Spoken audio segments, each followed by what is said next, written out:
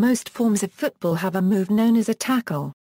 The primary and important purposes of tackling are to dispossess an opponent of the ball, to stop the player from gaining ground towards goal, or to stop them from carrying out what they intend. The word is used in some contact variations of football to describe the act of physically holding or wrestling a player to the ground. In others, it simply describes one or more methods of contesting for possession of the ball. It can therefore be used as both a defensive or attacking move. Name origin: in Middle Dutch, the verb tacken meant to grab or to handle. By the 14th century, this had come to be used for the equipment used for fishing, referring to the rod and reel, etc., and also for that used in sailing, referring to rigging, equipment, or gear used on ships. By the 18th century, a similar use was applied to harnesses or equipment used with horses. Modern use in football comes from the earlier sport of rugby, where the word was used in the 19th century. American and Canadian football. In American football and Canadian football, to tackle is to physically interfere with the forward progress of a player in possession of the ball, such that his forward progress ceases and is not resumed, or such that he is caused to touch some part of his body to the ground other than his feet or hands, or such that he is forced to go out of bounds. In any such case, the ball becomes dead, the down is over, and play ceases until the beginning of the next play.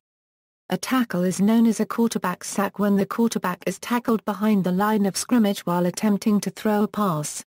A tackle for loss indicates a tackle that causes a loss of yardage for the opposing running back or wide receiver. This happens when the quarterback is sacked, when either a rusher or a receiver is tackled behind the line of scrimmage, or when the ball is fumbled behind the line of scrimmage only to be picked up by an offensive player who does not manage to move past the line before being tackled. When a player who does not have the ball is taken down, it is generally referred to as a block. Tacklers are not required to wrap their arms around the ball carrier before bringing him to the ground. In fact, the ball carrier is often tackled by the defender taking a running start and hitting the ball carrier to knock them to the ground. Tackles can also be made by grabbing the ball carrier's jersey and pulling him to the ground. As mentioned above, the referee can declare that a play is dead if the ball carrier's forward progress has been stopped, even if no actual tackle has occurred. There are some restrictions on tackles and blocks.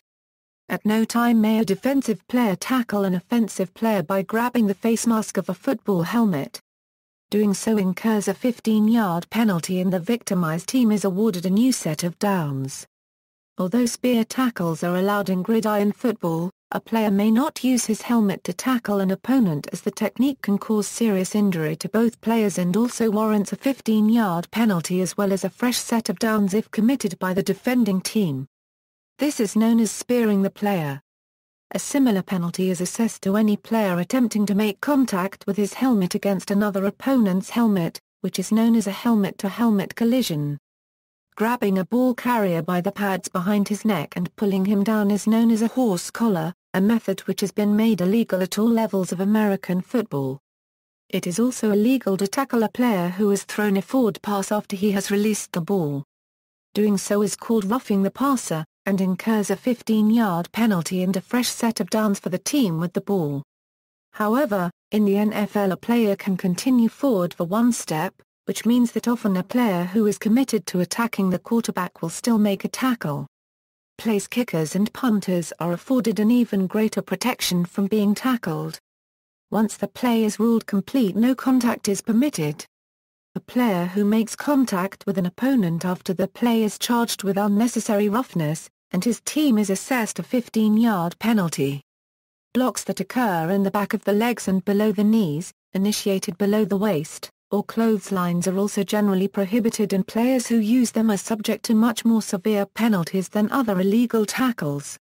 However, a player who plays on the line can block below the knees as long as the block is within 5 yards of the line and the player they block is in front of them and not engaged by another blocker.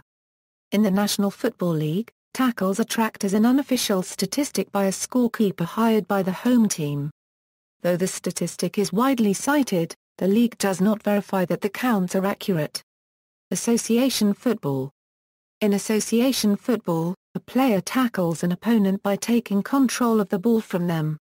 This is achieved by using either leg to wrest possession from the opponent, or sliding in on the grass to knock the ball away. The target of the tackle must always be the ball, otherwise it may be deemed as illegal by the referee, especially if the player makes contact with his opponent before the ball, or makes unfair contact with the player after playing the ball. If the tackle succeeds in touching the ball first, a player may still be penalized. Tackling with both legs is illegal if the tackle is careless, reckless or made with excessive force, and tackles that involve lunging at an opponent with both legs, regardless of whether the ball is won, are generally considered to constitute serious foul play and hence result in a sending off.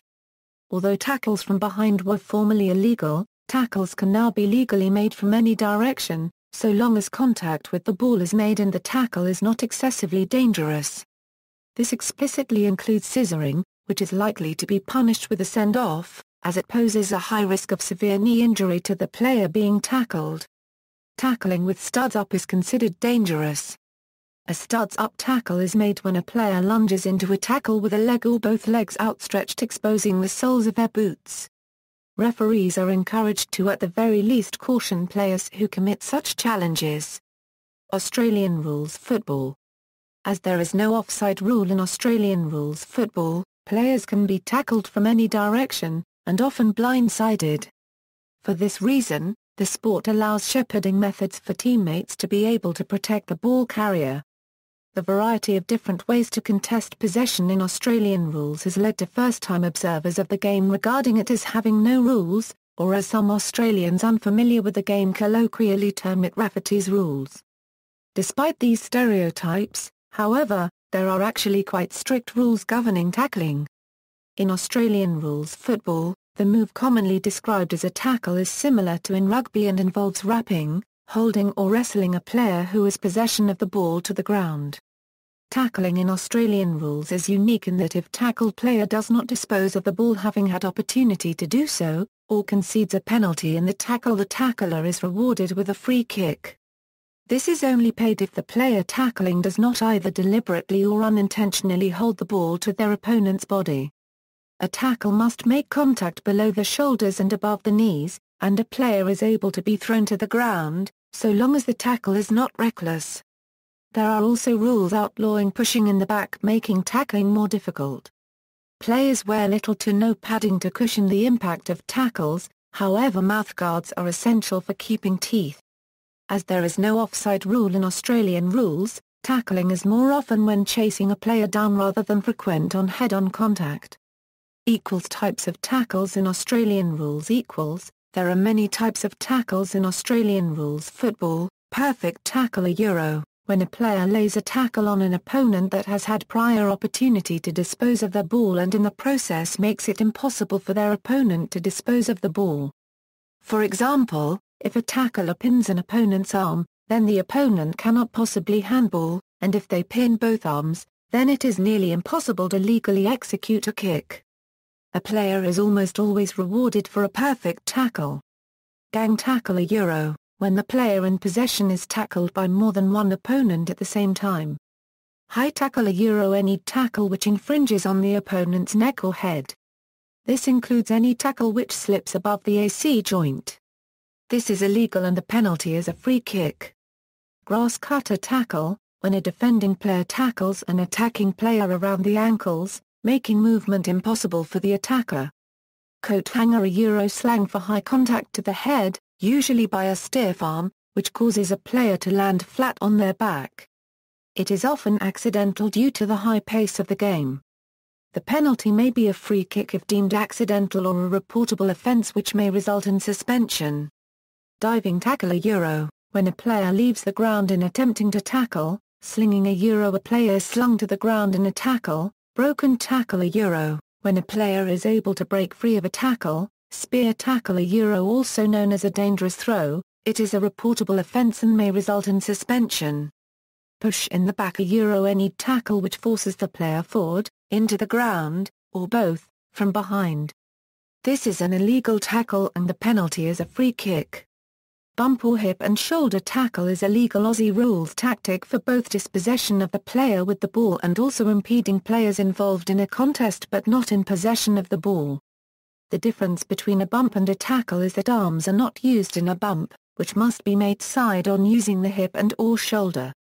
Not all bumping is legal, however. Aggressive head-on bumping or charging of a player with the ball is often described as rough play, and is a reportable offense. This is particularly so if a player is deemed to have their head down over the ball in an attempt to picking it up off the ground when the bump is applied or contact is made above the shoulders. Standing ground against an oncoming player, however, is legal. Slam tackle, a relatively new term for a tackle which results in an opponent's head being deliberately slammed to the ground. It is often associated with the pinning of the arms of an opponent so that they cannot cushion the impact of their head on the ground. Although tolerated in days gone by in recent years, in 2009, the AFL branded this a dangerous type of tackle.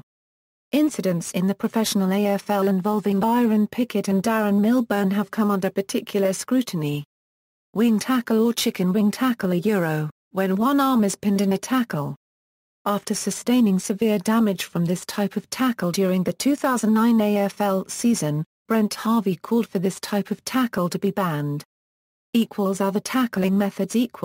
Although the term tackle is used in Australian rules to exclusively describe wrapping, holding or wrestling a player in possession, there are also several other ways of contesting possession in Australian rules that other sports would describe as a tackle, and that also involve a degree of contact.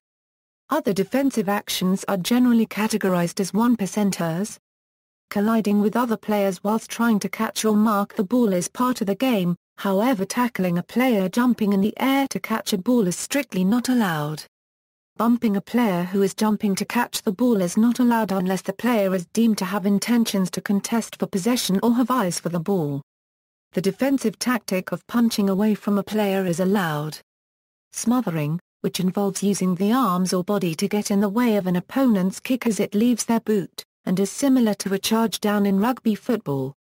Gaelic football defines tackling as wresting the ball from an opponent's hands. Bumping is allowed on the player with the ball, but a player cannot be grabbed. International rules football is a hybrid game between Australian rules football and Gaelic football. Tackling in international rules is subject to similar rules as Australian rules football, but with some subtle differences. Tackling is only allowed as low as the waist, whereas it is allowed down to the knees in Aussie rules. One-handed tackling has been banned in international rules since the 2008 International Rules Series. Rugby League. In rugby league, the ball carrier only may be tackled by any number of defenders from any direction.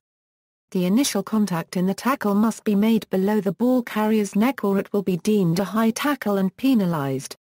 A tackle in rugby league is completed when any of the following occurs. The attacking player's ball-carrying arm comes into contact with the ground while still held by a defender. Although still on his feet, the attacking player's forward momentum has ceased while still held by a defender. The referee calls held. Once the tackle is completed, the ball carrier must be allowed to get to his feet to play the ball. Spear tackles are illegal in rugby league, with most tackles in which the defender is lifted above the horizontal bringing about penalties in the modern game. A 2012 New Zealand study found that over 659 tackles are made per game in professional rugby league. Of all the rugby league positions, second row forward averages the most tackles. Rugby union.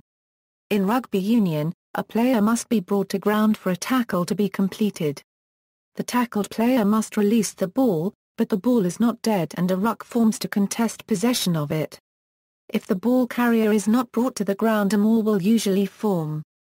Other uses. Other non-football games that feature tackling or similar concepts include British Bulldogs, hurling, hockey and shinty. Allowable tackle types. Some illegal tackle moves result in a penalty play, however others may be reportable offences, that is, the option exists for an official to penalise a player's conduct individually rather than during the game refer it to a tribunal for deferred penalty. Controversial techniques. Spear tackle, high tackle, rugby league and Australian rules. Grapple tackle, a controversial rugby league tackling technique similar to a chokehold. Chicken wing tackle, banned in rugby league. Horse collar tackle, banned in gridiron football by the NFL. the NCAA, and the CFL.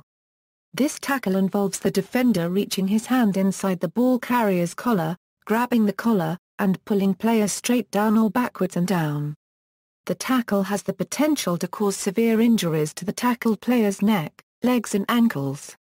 It is considered an equipment tackle, meaning the protective equipment used by the players is what is used to make the tackle. The horse collar was made infamous by former Dallas Cowboys free safety Roy Williams when he performed it on former Philadelphia Eagles wide receiver Terrell Owens. References